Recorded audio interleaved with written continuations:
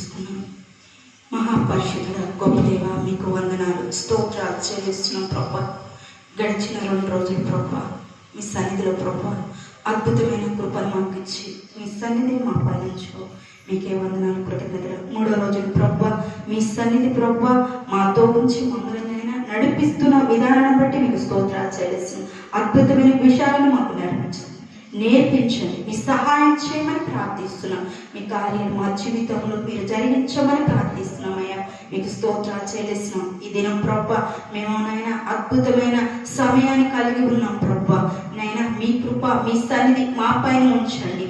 మీ ఆత్మని ఇక్కడ విడుదల చేయమని ప్రార్థిస్తున్నాం. గొప్ప సన్నిధి ఉంచమని ప్రార్థిస్తున్నాయి. వచ్చిన బిడ్డలను రాని బిడ్డలను మీరు త్వరపెట్టి నడిపించండి. సమయానికి వచ్చి నిన్ను మహిమపరుస్తూ స్తుతిస్తూ ఆరాధిస్తూ అన్ని విషయాల్లో ప్రభా గొప్ప అద్భుతాన్ని పొందుకునే కృపను మాకు దయచేయండి అయ్యా. మీ సహాయాన్ని అనుగ్రహించండి. మీ చిత్తం మా జీవితంలో జరిగించమని ప్రార్థిస్తున్నామయ్యా. మీకు వందనాలు. ఆది అధ్యక్షులుగా ప్రభా మీరు నడిపించమని ప్రార్థిస్తున్నాం. మీ కార్యాలు జరిగిస్తూ మీకే వందనాలు, కృతజ్ఞతలు చెల్లిస్తూ యేసు నామములో అడిగి పెట్టుకుంటున్నాం తండ్రి, ఆమేన్.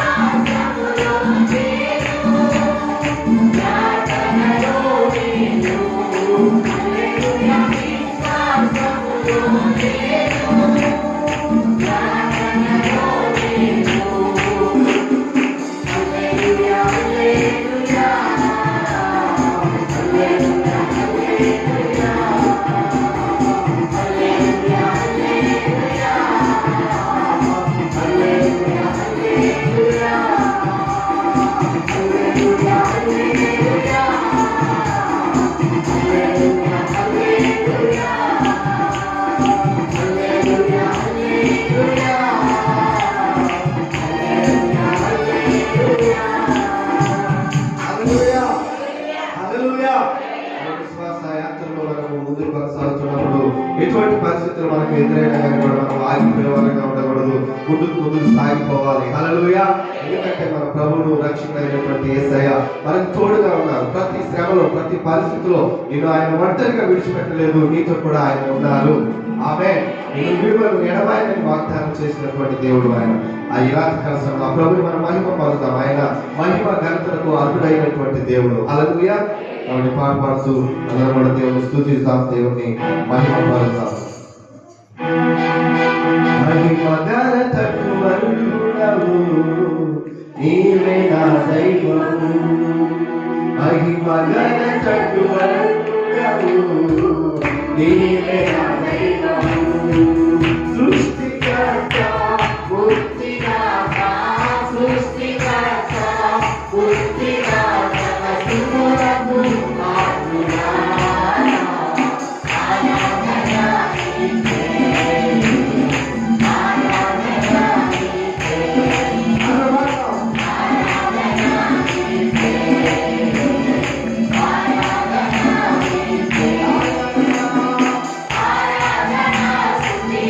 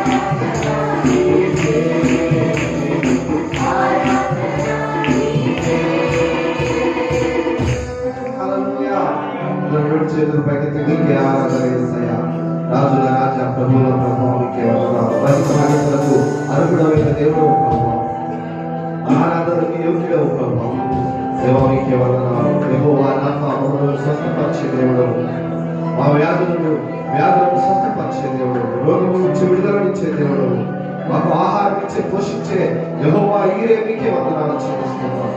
మంచివాడు, గొప్ప దేవుడు, పరిశుద్ధుడు, మహనీయుడు, ఆరాధనకి యోగ్యుడు ప్రభావ మీకే వందనాలు. Thank you Jesus. Hallelujah hallelujah hallelujah hallelujah. మహోన్నతుడైన దేవ, సర్వోన్నతుడైన దేవ, సర్వాధికారి మీకే స్తోత్రం. Thank you Jesus. అందరూ కూడా మనసారా దేవుని ఆనందితంలో ప్రభు thank you Jesus. Thank you Lord. Thank you hallelujah hallelujah hallelujah. యేసయ్యా వందనాలు. రూపతండ్రి స్తోత్రాలు పరిశుద్ధుడా మీకే వందనాలు చెల్లిస్తున్నాను. Thank you Lord. Thank you Lord. Thank you Jesus.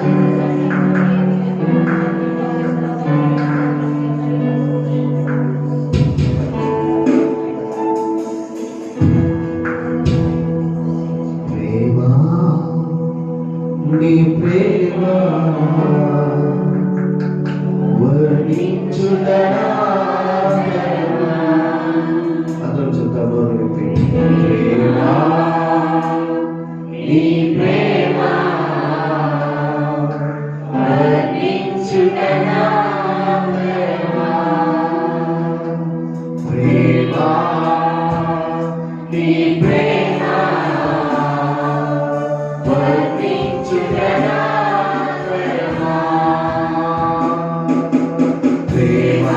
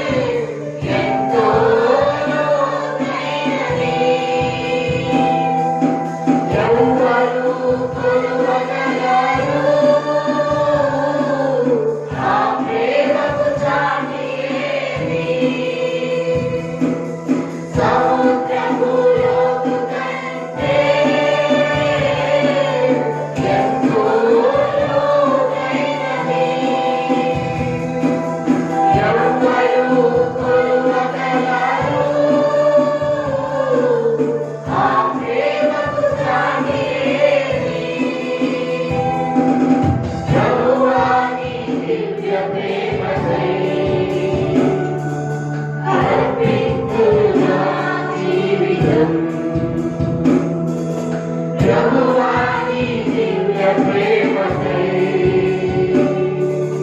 అర్పింతును నా జీవితం. ప్రేమ నీ ప్రేమ వర్ణించుటనా తరమా. ప్రేమ నీ ప్రేమ వర్ణించుటనా తరమా. దేవదూతనైనా నీ ప్రేమను వర్ణించలేరు ప్రభువా. దేవదూతనైనా నీ ప్రేమను వర్ణించలేరు ప్రభువా.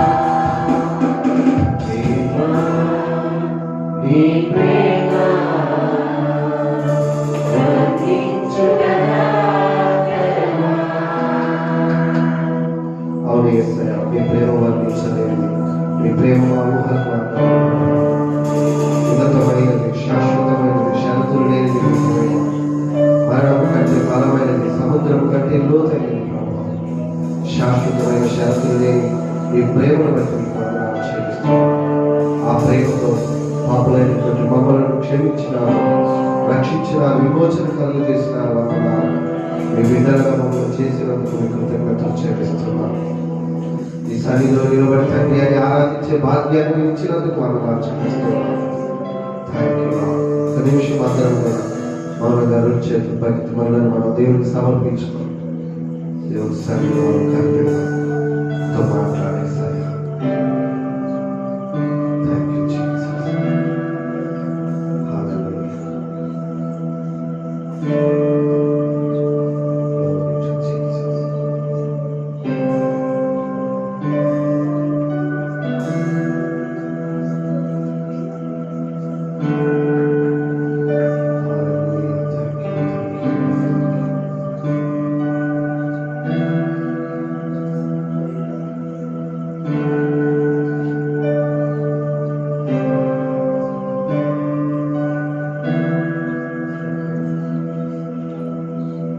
మహాపరిశుద్ధ మహోన్నతుల స్తోత్రములు నీకే వందనాలు ప్రభు. అవును తండ్రి దేవనైనా ప్రభా, మీరు మహిమ పొందాలని మేము నమ్ముతున్నాం ప్రభా. అవును తండ్రి దేవనైనా స్తుతి ఆరాధనలు ప్రభా, మాతో ఈ మాట్లాడినందుకు వందనాలు. సన్ని మేము అనుభవించాం తండ్రి. అవును తండ్రి దేవనైనా ప్రభా, ఉంటున్న సమయం అంతా మీ చేతులకు అప్పగిస్తున్నాయినా ప్రభా. యేసయ్య అతి పరిశుద్ధ నామములో ప్రార్థించి అడిగి వేడుకుంటున్నాను ప్రభా తండ్రి. మార్కు సువార్త 1వ అధ్యాయం 35వ వచనాన్ని నేను చదువుతున్నాను, గమనిస్తాను. ఆయన పెందలకడనే లేచి ఇంకనూ చాలా చీకటి ఉండగానే బయలుదేరి అరణ్య ప్రదేశంలోకి వెళ్ళి అక్కడ ప్రార్థన చేయుచుండెను. హల్లెలూయా.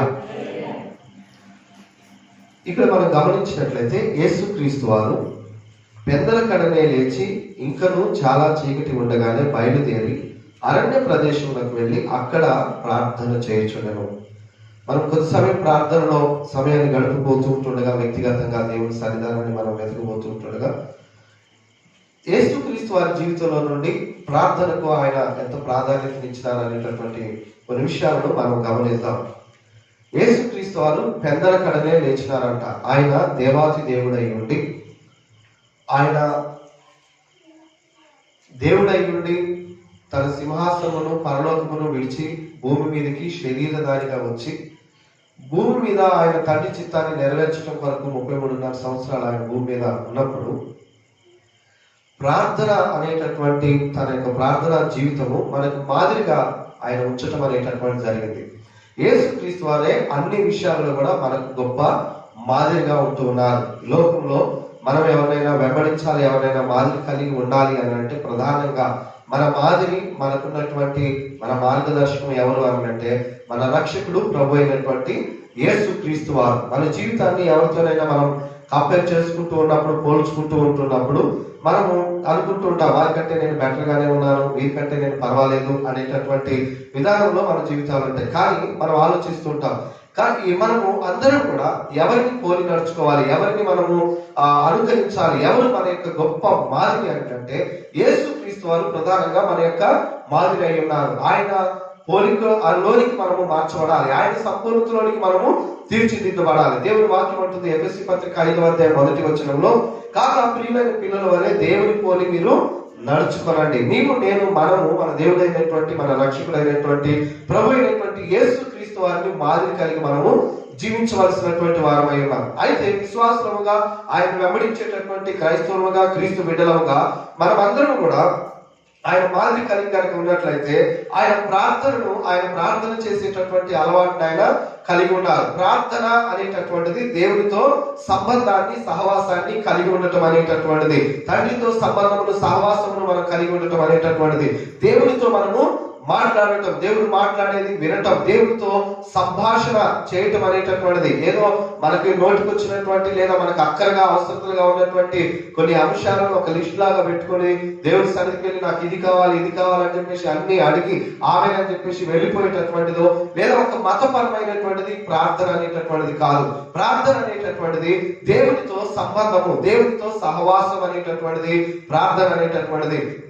ఆయనతో వ్యక్తిగతమైనటువంటి సహవాసాన్ని సంబంధాన్ని కలిగి ఉండటకు సూచనగా ఈ యొక్క ప్రార్థన అనేటటువంటిది ఉంటా ఉన్నది. అయితే ప్రార్థన చేయటి కొరకైన పెద్దల కడనే లేచినారంట. పెద్దల కడ లేచేటటువంటి అనుభవాన్ని మనమందరం కూడా కలిగి ఉండాలి. హల్లెలూయా. రోజులో ఉదయకాలపు ప్రార్థనకు రావటం కొరకు లేదా పెద్దల కడ లేచి ప్రార్థన చేయటం అనేటటువంటిది చాలా కష్టమైనటువంటి పనిగా ఉంటుంది. పెద్దల కడ లేవటం చాలా కష్టం. చాలా మందికి ఒకవేళ పెద్దల కడ లేచినప్పటికీ కూడా వారు ప్రార్థన చేయకుండా ఆ రోజు ఉన్నటువంటి పనుల కొరకు త్వరగా వారు ముందుకు వెళ్ళటం అనేటటువంటి జరుగుతుంది. దినము ప్రారంభించబడుతుంది. ఇక ఈ రోజు ఈ పనులు ఉన్నాయి, ఆ పనులు ఉన్నాయి, అక్కడికి వెళ్ళాలి, ఇక్కడికి వెళ్ళాలి, ఇవంతా అని చెప్పేసి పనుల్లోనికి వెళ్ళిపోయి ఆ రోజులో మనం గడపటం అనేటటువంటి జరుగుతుంది. కానీ యేసు క్రీస్తు వారు కూడా తండ్రి యొక్క చిత్తమును కలిగి భూమి మీదకి వచ్చినప్పుడు ఆయన ఒక కార్యం నిమిత్తం వచ్చినారు. ఆయన ఒక అసైన్మెంట్ తో భూమి మీదకి రావడం జరిగింది. మనుషుల యొక్క పాపముల కొరకు ప్రాయశ్చిత్తముగా తన ప్రాణాన్ని అర్పించడానికి ఆయన వచ్చినారు. మనుషుల కొరకు, పాపుల కొరకు, పాపులకు వారి పాపాలను క్షమించి వారి పాపములకు ప్రతిగా తన ప్రాణాన్ని ఇచ్చి తన రక్తం ద్వారా ఆ ప్రజలకు విమోచనను, రక్షణను కలుగు చేయటం కొరకు ప్రభు వచ్చినారు. అపవాది కార్యాలను లయపరచడానికి వచ్చినారు. ఆయన అంటున్నారు, నశించిన దాన్ని వెనక్కి రక్షించడానికి నేను వచ్చినాను. ఆయన కూడా ఒక కార్యం నిమిత్తమే భూమి మీదకి రావటం అనేటటువంటి జరిగింది శరీరధారిగా. అయితే శరీరంలో ఉన్నప్పుడు తండ్రితో కలిగి ఉండేటటువంటి ఆ వ్యక్తిగతమైనటువంటి సంబంధాన్ని గొప్ప మాదిరి మనకు ఈ వచనంలో తెలియజేస్తా ఉన్నది. ఆయన పెందలకడనే లేచారంట. చాలా చీకటిగా ఉండగానే అని కూడా ఇక్కడ రాయబడి ఉంటా ఉన్నది. ఎందుకు పెందలకడనే లేచారు, ఎందుకు చాలా చీకటిగా ఉన్నారు అని అంటే, ఈ రోజు ప్రారంభించబడిందంటే, ఒకవేళ తెల్లవారు అయిపోయిందంటే ఆ తర్వాత వచనాల్లోనే మనం చూడగలం. శిష్యులందరూ కూడా ఆయన వెతుక్కుంటూ వచ్చారంట. ఆ తర్వాత ఆయన వారితో కలిసి సువార్త పరిచర్య మీద వెళ్ళటం జరిగింది. గ్రామాలలోనికి, పట్టణాలలోనికి వెళ్లి దేవుని యొక్క రాజ్యాన్ని గురించి ప్రకటిస్తూ, రోగులను స్వస్థపరుస్తూ, దయ్యాలను వెళ్ళగొడుతూ ఆయన దేవుని యొక్క రాజ్యాన్ని, తండ్రి రాజ్యాన్ని భూమి మీద స్థాపిస్తూ ఆయన ప్రకటన చేస్తూ ఆ కార్యాలను పనిలో ఉంటూ ఉన్నారు. అయితే అదంతటిలోనికి వెళ్ళక ముందు చేసినటువంటి ప్రధానమైనటువంటి విషయం ఏంటంటే, ఎందుకంటే లేచి తండ్రితో ఆయన సహవాసాన్ని చేస్తున్నారు. ప్రార్థన అనేటటువంటిది ఏంటంటే సహవాసం అనేటటువంటిది, సంబంధమును ఏర్పరచుకునేటటువంటి విషయం. మనలో ఎంతమంది పెద్దలుగా లేచేటటువంటి అనుభవాలను కలిగి ఉన్నారు? ఒకసారి పరిశీలన చేసుకోవాలి. పెద్దల కడ లేవటం అంటే మనం ఎప్పుడు లేస్తే అప్పుడు అదే పెద్దల కడ కాదు, ఇంకా చీకటిగా ఉండగానేనంట. హల్లెలూయా, హల్లెలూయా. మరి చీకటిగా ఉండగానే యేసుక్రీస్తు వారు పెద్దల కడనే లేచి ఆయన ప్రార్థన చేయటం కొరకు, తండ్రితో సహవాసం చేయటం కొరకు ఆయన అరణ్య ప్రదేశానికి వెళ్ళారు. అంటే ఏంటి, మనకి వచ్చిన మనకి ఏం తెలియజేస్తా ఉందంటే, ఏ తండ్రికి తనకు ఉండేటటువంటి ఆ తండ్రితో గడిపేటటువంటి ఆ సమయమును ఏది కూడా అడ్డగించటం కొరకు, ఆటంకపరిచేటటువంటి పరిస్థితులు లేకుండా ఆయన సిద్ధపడటం అనేటటువంటి మనం చూస్తున్నాం. యేసుక్రీస్తు వారు దినమంతట్లో పరిచర్య చేసి చాలా రద్దీగా ఆయన తండ్రి కార్యాలపై నుండి చాలా రాత్రి అయిన తర్వాత ఆయన రావటం అనేటటువంటి మనం చూడగలం. కొన్ని సందర్భాల్లో రాత్రి అంతా ప్రార్థన చేసిన అని చెప్పేసి రాయబడి ఉంటుంది. పెద్దల కడ లేచి ప్రార్థన కొరకు ఆయన వెళ్ళటం అనేటటువంటి జరుగుతుంది. దేవుని అంగీకరించినటువంటి బిడ్డలుగా, క్రీస్తుని వెంబడించేటటువంటి వారుగా ప్రతి క్రైస్తవ విశ్వాసులైనటువంటి వారు పెద్దలకనే లేచేటటువంటి అనుభవాన్ని మనం కలిగి ఉండాలి. చాలా మంది 9 గంటలు 10 గంటలకు ఎప్పుడో మనం లేస్తూ ఉంటాం. అది అంత మంచి విషయం అయినటువంటిది ఏం కాదండి. సో పెద్దలకడ లేచినప్పుడు నీవు ఎక్కువ సమయాన్ని నువ్వు కలిగి ఉండటం అనేటటువంటి జరుగుతుంది. అంత మాత్రమే కాకుండా శ్రేష్టమైనటువంటి ప్రశస్తమైనటువంటి సమయాన్ని మనము తండ్రితో, మనం దేవుడితో గడపడం కొరకు మనకు గొప్ప అవకాశాన్ని మనం కలిగి ఉంటాం. హల్లెలూయా. ఆ సమయంలో ఎలాంటి చప్పుడులు అనేటటువంటివి, ఎలాంటి రద్దీ అనేటటువంటిది, ఏ విధమైనటువంటి సౌండ్స్ అనేటటువంటివి ఉండవు. చాలా కామ్గా ఆ సమయం అనేటటువంటిది ఉంటా ఉన్నది. కాబట్టి ఆ యొక్క శ్రేష్టమైనటువంటి సమయాన్ని ఆయన ఎంచుకోవటం జరిగింది. తర్వాత ఒకవేళ గ్రామంలోనే ఇంట్లోనే ఉన్నట్లయితే ఒకవేళ సమస్యలు ఏర్పడతాయేమో, మళ్ళీ ఆటంకం కలుగుతుంది, ఇవన్నీ కూడా ఇబ్బంది పెడతాయని చెప్పేసి ఆయన దూరంగా వెళ్ళిపోయి ఆయన అరణ్య ప్రదేశంలో ఉండి అక్కడ ప్రార్థన చేస్తున్నారు. ఇంకా మన బైబిల్ గ్రంథంలో చదువుతున్నప్పుడు గెస్తమనే తోటలోకి వెళ్ళి ఆయన అక్కడ ప్రార్థన చేసినట్లుగా మనం చూస్తాం. ప్రార్థనకు ఆయన పెద్ద పీటను వేసి ప్రార్థనకు ఆయన ఉన్నతమైనటువంటి స్థానాన్ని ఇచ్చినారు. ప్రార్థన అనేటటువంటిది ఒక మతపరమైనటువంటి కార్యం. కేవలం మనకున్నటువంటి విన్నపాలను లేకుండా మనకున్నటువంటి అక్షర అవసరతలను తెలియజేసేటటువంటి దానికంటే కూడా ఉన్నతమైనటువంటిది ప్రార్థన అనేటటువంటిది. దేవుడితో మాట్లాడటం, దేవుడు మాట్లాడేది వినటం, దేవుడు మాట్లాడినటువంటి దానికి మనల్ని మనం లోపరుచుకొని జీవించటం, ఇదంతా కూడా ప్రార్థన జీవితానికి సూచనగా ఉండటం అనేటటువంటి జరుగుతూ ఉన్నది. సో మనము పెద్దల కడ లేచి ప్రార్థన, దేవుడితో మనం కూడా వ్యక్తిగతమైనటువంటి ప్రార్థన సంబంధాన్ని, సహవాసాన్ని మనం కలిగి ఉండాలి. ప్రార్థన ద్వారా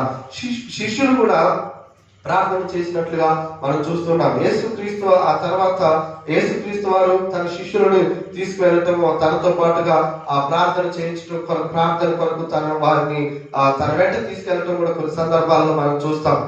ప్రార్థన అనేటటువంటిది, ప్రార్థన చేయటం అనేటటువంటిది, ప్రార్థించటం అనేటటువంటిది తిరిగా తండ్రితో వ్యక్తిగత సంబంధాన్ని కలిగి ఉండటం అంత ఎక్సైట్మెంట్ గా ఏమి ఉండదండి. ఇది శరీరాన్ని ఉత్సాహపరిచేటటువంటి కార్యమేమి కాదు, శరీరానికి ఉల్లాసాన్ని కలుగజేసేటటువంటిది కాదు. వాస్తవానికి చెప్పాలంటే ప్రార్థన అనేటటువంటిది శరీరాన్ని ఆత్మకు లోబర్చేటటువంటి కార్యం. శరీరాన్ని మనము దేవుని యొక్క ఆత్మ ఆధీనంలోకి తీసుకొచ్చేటటువంటి విషయంగా కూడా ఉంటా ఉన్నది. అందుకొరకే మన శరీరం అనేటటువంటిది ప్రార్థన చేయటం కొరకు సహకరించదు. అంత ఎక్సైట్మెంట్ గా, అంత సంతోషకరంగా, అంత ఆర్భాటంగా అనిపించదు ప్రార్థన అనేటటువంటిది. కానీ ఒకసారి ఆ ప్రార్థనలో దేవుడితో సహవాసం చేయటంలో కనుక మనం అలవాటు పడిపోయినట్లయితే అది ఎంతో మన జీవితానికి ఆశీర్వాదకరంగా, ఆనందాన్ని ఇచ్చేటటువంటిదిగా ఉంటా ఉన్నది. శిష్యులు కూడా ఆరంభ దినాలను మనం గమనించినట్లయితే యేసుక్రీస్తు వారితో పాటుగా గెస్తమనే తోటలో ప్రార్థన చేయడానికి వెళ్ళినప్పుడు అక్కడ యేసుక్రీస్తు వారికి ఉన్నటువంటి 12 మంది ప్రధానమైనటువంటి శిష్యులను ఆయన తీసుకువెళ్ళి వారిలో నుండి ముఖ్యులైనటువంటి వారు పేతురు, యోహాను, యాకోబులను వెంట పెట్టుకొని వెళ్ళడం జరుగుతుంది. వెంట పెట్టుకొని వెళ్ళి నేను ముందుకు వెళ్ళి నేను ప్రార్థిస్తాను, మీరు ఇక్కడ ఉండి మీరు ప్రార్థన చేయండి, మీరు నాతో కూడా ప్రార్థించండి అని చెప్పినప్పుడు యేసుక్రీస్తు వారు కొంత దూరం వెళ్ళి ఆయన సాగిన పడి తండ్రితో సహవాసం చేస్తూ ఆయన ప్రార్థిస్తూ ఉంటుండగా ఒక ప్రత్యేకమైనటువంటి విషయం కొరకు ఇక్కడ మరలా ఆయన వచ్చి చూసినప్పుడు వారు మంచిగా పడుకొని ఉరకబెడతా ఉన్నారు. మంచిగా అందరూ ఎక్కడో అక్కడ పడుకొని నిద్రపోతా ఉన్నారు. ఎవరు? శిష్యులు. వాళ్ళ మామూలు శిష్యులు కాదు, వాళ్ళ పేతురు, యోహాను, యాకోబు. ఆ తర్వాత వారు భూమిని తల్లకిందులు చేసేటటువంటి వారుగా మార్చబడ్డారు. హల్లెలూయా. పేతురు కూడా గొప్పగా ప్రార్థించడం అనేటటువంటిది మనం చూడగలం. వారు ప్రార్థన సమయంలో ఆ యొక్క దేవాలయపు మెట్లెక్కి వెళ్ళటం పగలు 3 గంటలప్పుడు. అదేవిధంగా పేతురు శర్మకారుడైనటువంటి సీమోని ఇంటి పైన కొంత ఆహారాన్ని సిద్ధపరుస్తుంటే పైకి వెళ్ళి ఆయన ప్రార్థన చేయటం అనేటటువంటిది, పద్మాసు దీపంలో యోహాను ప్రార్థించడం, ఇట్లా వాళ్ళు గొప్ప గొప్ప ప్రార్థనలు మనం చూడగలం. కానీ వారు యేసుక్రీస్తు వారితో ఉన్నప్పుడు ఆ యొక్క మొదటి సమయాల్లో అంతగా ప్రార్థన కొరకు వారు ఆ ఎక్సైట్మెంట్ గా చేసినటువంటి విధానంలో మనం చూడం. వారు మంచిగా నిద్రపోతా ఉంటే యేసుక్రీస్తు వారు వచ్చి లేచి ఏంటి ఇలా నిద్రపోతా ఉన్నారు, ఒక గడి అయినా వెలుగు నుండి ప్రార్థించలేరా అన్నప్పుడు సరే ప్రభావ ప్రార్థిస్తాం ప్రభావ అని చెప్పేసి సీట్ రైట్ అని చెప్పినారు. మరలా స్టార్ట్ చేసినారు. ఆయన అటుపోయిన తర్వాత మరలా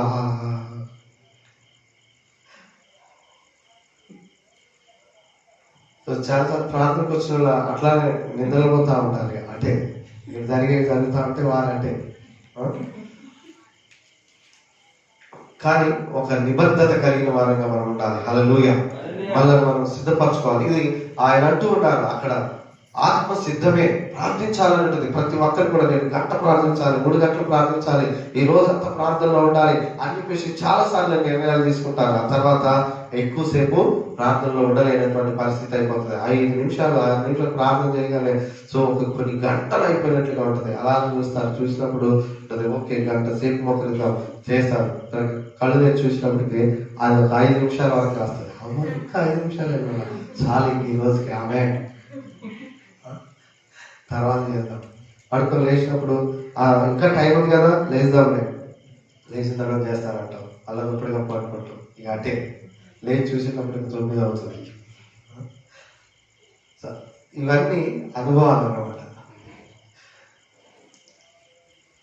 సో అందుకొరకే ఈ రోజుల్లో మనము సంఘముగా ప్రార్థన కొరకు మనము కూడుకోవటం అనేటటువంటి జరుగుతా ఉంది. ఏంటి అని అంటే దేవుడితో సహవాసం కొరకు మనం వస్తూ ఉన్నాం. ఆమె ఎప్పుడైతే యెహోవా కొరకు ఎదురు చూసేటటువంటి వారు, దేవుడి సన్నిధి కొరకు కనిపెట్టుకొని దేవుడి సన్నిధిలో మనం సమయాన్ని గడిపినప్పుడు మనము దేవుడి యొక్క శక్తితో, దేవుడి యొక్క ఆలోచనతో, దేవుడి నడిపింపుతో మనం జీవించడం అనేటటువంటి జరుగుతుంది.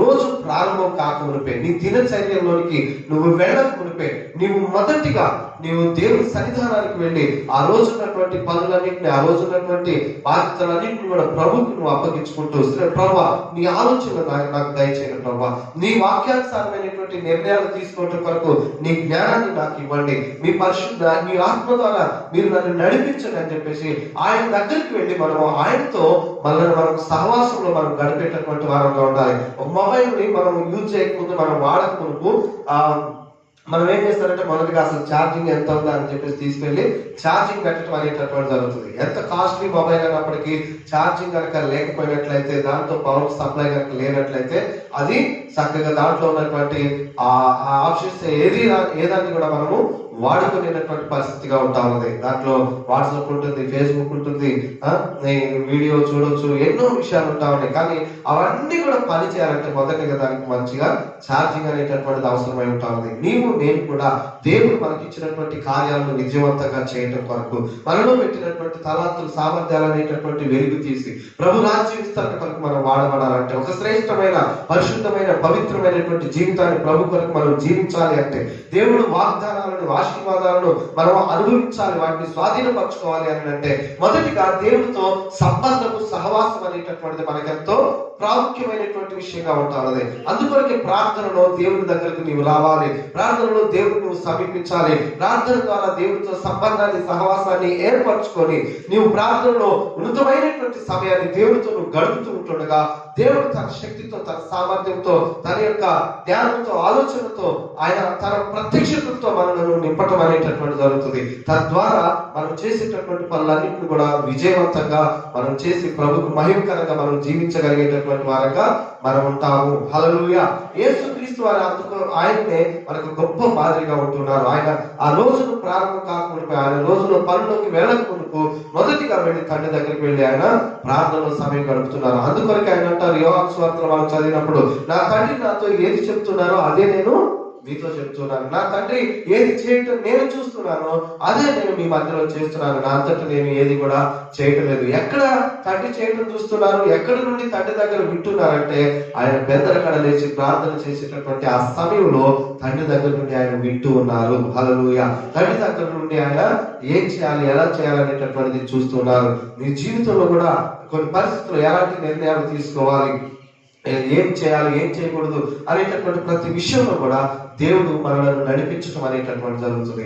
ఆయన ఆలోచనకర్త ఆయనకు పేరు. ఆయన మనకు చక్కని ఆలోచనలు ఇచ్చి మనల్ని చేయబట్టి ఆయన నడిపిస్తారంటున్నారు. కాబట్టి నీవు మొదటిగా ప్రభు నన్ను నడిపించు, నీ ఆలోచనలు నాకు దయచేయండి, నా ముందున్నటువంటి ఈ రోజంతట్లో ఈ పనులన్నింటిలో ప్రభు వీటిని సరైన రీతిలో నేను వ్యవహరించినట్లుగా, సరైన మార్గంలో నేను నడుచున్నట్లుగా ప్రభు నీ ఆలోచనలు, నీ నడిపింపు నాకు దయచేయమని దేవుడి దగ్గరికి వెళ్ళి వ్యక్తిగతంగా మనము దేవుడితో సమయాన్ని గడిపి ప్రార్థనలో మనము ఆయనతో సంబంధాన్ని మనం ఏర్పరచుకునేటటువంటి వారంగా ఉన్నప్పుడు నీ జీవితంలో నీవు సరైనటువంటి మార్గంలోనికి వెళ్ళగలుగుతావు. నీ జీవితంలో సమస్యలు, శ్రమలు, శోధనలు మనకు ఎదురవుతాయి. కానీ వాటిలో మనం చిక్కుకొనకుండా మనం వాటిని అధిగమించి విజయవంతమైనటువంటి జీవితాన్ని ప్రభు కొరకు మనము జీవించగలిగిన వారంగా ఉంటాం.